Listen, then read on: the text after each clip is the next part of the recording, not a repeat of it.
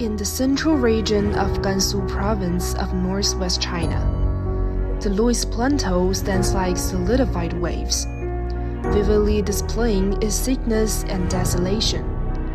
The Yellow River flows through here, passing through the only city in the nation named after a precious metal, Baiyin City. In the Pingchuan district of Baiyin City, which is the coal and electricity base, there's a village called. My perception of this piece is more about how women have had to make sacrifices for the sense of matriarchal duties. We get to hear from a group of individuals who have had life not necessarily go according to plan and what they originally had intended to do. We kind of get to, at the beginning of this film, it presents this notion: if you want to get to know someone, ask them about their dreams. And we have this documentarian, this individual who goes on these interviews and has conversations with these women about what they wish they could have done and what they did do. And it kind of gives us this opening eye experience that life doesn't always go according to plan. And sometimes dreams shift and change, and oftentimes our duties can hold us back from doing what we really want, or life happens and things change and shift, and we cope and develop and go from there.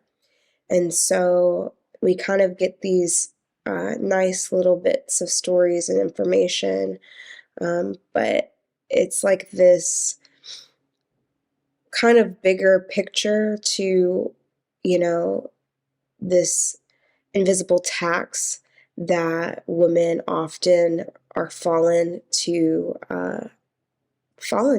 in order to be able to make things work within the home. I feel like it's kind of gave us like a new modern message to like women around the world that they also like a human who had like drive, who had like passion for something, and they wanted to be somebody else beyond just a domesticated like being like for their kids and husbands. So I feel like this one, it's such like a well nourished like researched documentary, and with like the interviewees that they provided in this documentary just kind of help us like become like more eye opening about how women be treated like even like in the modern society.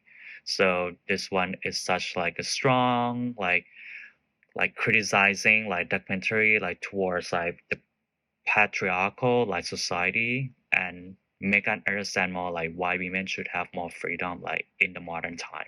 I loved her approach with the interviews of, let me ask you about your dreams, let me ask you about all of these other things, not just what is your perspective on your life right now. It was like when you were a little girl, what did you really want to do? What did you really want to accomplish? And then how did life change that? What would do you have regrets about it? Are you resentful of it? And the answer was no a lot of the time, just that, life happens and this is the turn that their life took. And, you know, you got different answers, varying answers from people kind of giving up on those dreams to and being resigned, or to, being like, this is the plan for right now. And, maybe when things are more settled or this or that, I can revisit, some of those dreams. But I loved her approach with the interviews. I thought that it was really, really intelligent. It was really, really compassionate and smart to ask about the dreams, the goals, and the hopes and the desires. And then, is that actually what happened with your life? Or, where is the discrepancy? What happened to change those things? Why didn't those kind of come to fruition? I really, really enjoyed it. I felt, like I said, I thought it was a really great message to get out there. I think that it can be to varying extremes.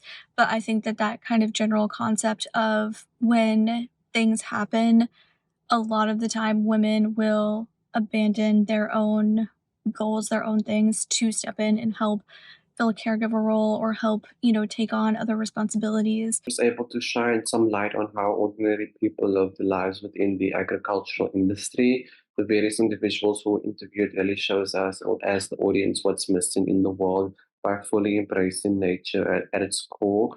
But it also shines a light on how these women were raised in this lifestyle where they weren't able to get the necessary education that most people would get. This was a really fun, engaging, and educational documentary. I think it's a really great way that it sets up the town and people's lives and expectations for their lives and kind of the world everyone lives in. And then I really thought that the interviews and the different perspectives shared worked really well all together. What set it apart for me was the intimate feel of the film. The questions of the interviewer were excellent, drawing the women out to reveal so much about their early aspirations and to make accurate descriptions of their current lives. They spend all their time taking care of family members. It was very noble of them to help their family members, but it did not give them a chance to try anything else or follow other life aspirations. I loved the soft piano soundtrack under the interviews, such sweet melodies which matched the moving stories of these women. The camera footage was also very intimate, often showing these women in their homes. I really appreciated the interviewer's plea for government assistance and education for these women, a very important film in this respect.